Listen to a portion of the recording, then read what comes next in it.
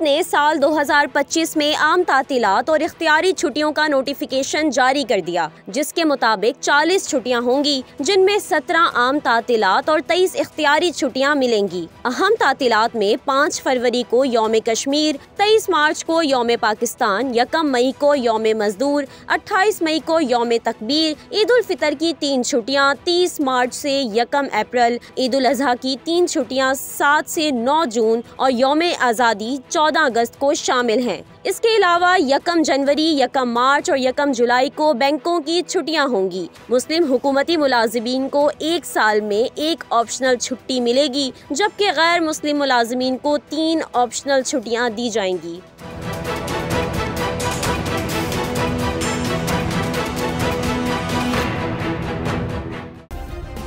Subscribe करें और bell दबाएं ताकि कोई खबर रह न जाए।